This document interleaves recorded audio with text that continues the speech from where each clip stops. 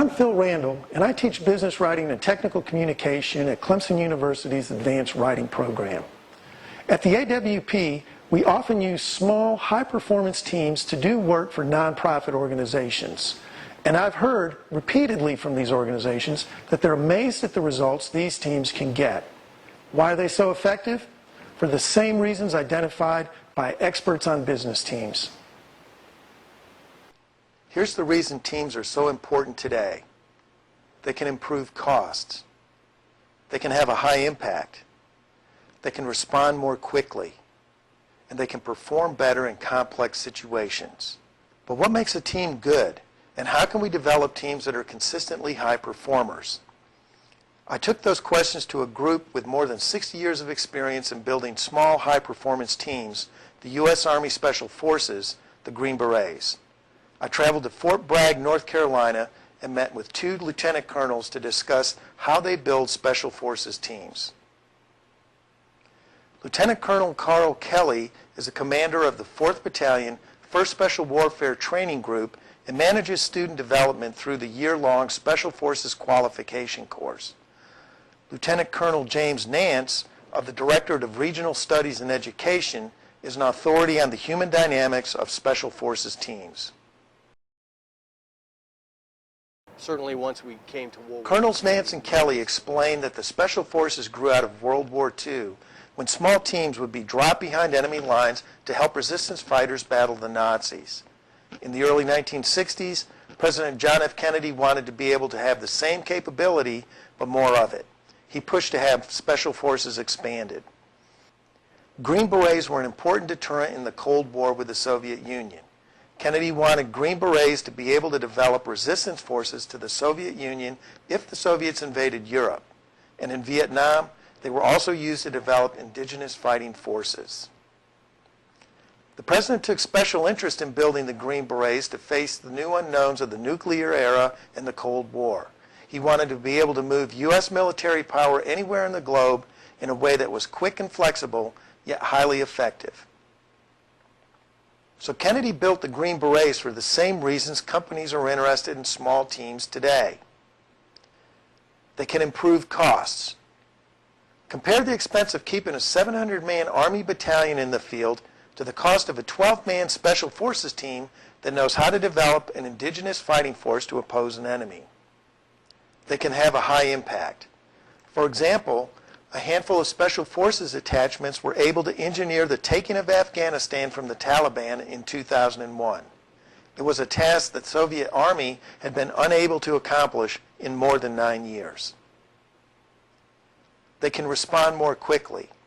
After the terrorist attack on the World Trade Center on September 11, 2001, Special Forces were in position in Afghanistan by October. They can perform better in complex situations. U.S. Special Forces teams were not given an exhaustive battle plan. There wasn't one. Instead, Special Forces got a one-page document called a Commander's Intent that included goals, key tasks, and intended results. This is much different than the methods of a traditional Army, which usually does careful analysis of all options and depends on the orders of key decision makers far from the battlefield. The Green Berets, however, operate in 12-man teams. Each team member is trained in one of 6 specialties, ranging from weaponry to medical care. And then they cross-train their teammates until everyone is familiar with all necessary team skills. So how do Special Forces develop such high-performance teams, and how can we do the same? Here are 7 points that Colonel Kelly and Colonel Nance made clear. First, the Special Forces identifies highly qualified people. Candidates usually are success stories from other segments of the military who want to be Green Berets. But before a soldier can start Green Beret training, he must pass a 30-day pre-qualification course. In other words, the Green Berets spend a month screening candidates to determine whether they should even start the actual Green Beret training. During this month of intense physical training and teaching, instructors are also looking for 2 things. Will this candidate work well on a team? Does he demonstrate determination to reach a goal as well as look out for teammates? Second, Green Berets need to be able to play well with others. The reason? Their goal is to win the friendship and alliance of local people who will help the Special Forces fight a common enemy. Afghanistan is a great example of a Special Forces campaign. The Green Berets served as teachers and alliance builders to northern Afghan tribes that became the Northern Alliance. The Northern Alliance, with the help of Special Forces on the ground and American air power making precision strikes from the sky, pushed the Taliban out of their dominant position.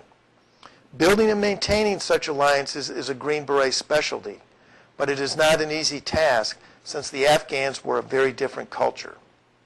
Third, communication is vital. One of the key positions on a Special Forces team is the communications specialist, or ECHO for short. The reason communications is so vital is that small teams usually are having to collaborate with others to succeed. The ECHO makes sure accurate information gets to other branches of the armed forces, such as the Air Force, so their actions are coordinated. So excellent communication across branches of the military is essential. Usually, in both big businesses and in traditional militaries, the organizations end up with communication silos. Information moves up and down, but not across from one segment to another. So a secret to successful small teams is the ability to work across these functional silos. Fourth, teach every person every job. A Special Forces A team has 12 members covering 6 jobs: planning, weapons, communications, engineering, medical, intelligence. While each task is highly specialized, each specialist continually trains every other team member on his specialty. The cross-training is constant. But the skill building is not just across the team. The Green Berets also rely on mentorship. 2 team members specialize in each job, or MOS, military occupational specialty. That is why each A team has 12 members for 6 specialties. One specialist is a soldier with years of real-world experience in the MOS. The other is his junior, benefiting from this mentor teammate. It is much like an apprenticeship or internship. Fifth, prepare and empower them to make decisions. Training in decision-making and on-the-spot problem-solving is one of the biggest parts of Special Forces training. An A-team's leader is the detachment commander. He is a superior performing Green Beret and one of the 3 team members looked to for leadership by the team: the detachment commander, team sergeant, and warrant officer. On top of their personal experience on an A-team, they now spend 3 months training on how to plan and execute special operations.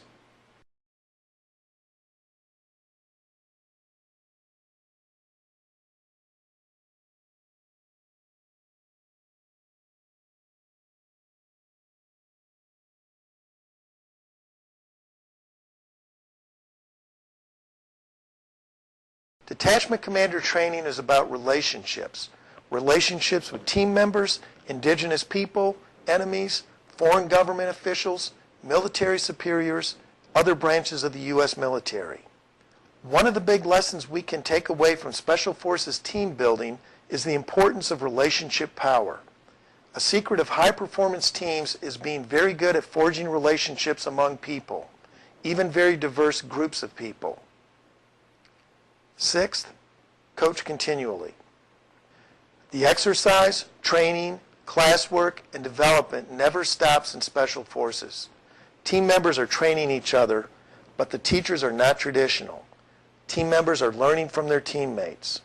Also, Special Forces emphasizes that its best Green Berets need to come back to Fort Bragg to become instructors to prepare the next generation. Green Berets are always hearing the voice of experience. All members of a Special Forces team are adept with computers and the software used in mission planning. And detachment commanders are careful about writing down lessons learned. Those lessons from previous tours and operations go on a thumb drive that detachment commanders keep readily available for later review. Across the Green Berets, that's a lot of accumulated knowledge. Seventh, select people with the right attitude. The Green Berets do not recruit. Candidates seek them out. And those candidates are carefully screened before they even start Green Beret training. because Special Forces knows success depends on two key ingredients: attitude and thorough preparation. You need both. Those are some of the factors that help Special Forces develop its A-teams. They are careful about selection. Each individual develops expertise. Each member learns to lead and to follow. Team members learn to make smart decisions under pressure. Each Green Beret is constantly learning. Also, relationships are essential. Communication and coordination are essential. Clear goals and good planning are essential. And last but not least, the right attitude is mandatory. So, those are some of the methods that Special Forces uses to develop its high-performance teams. I think there's a lot we can learn from their experience and can apply in our own teamwork. I'm Phil Randall. Thanks for joining me. I'll see you next time.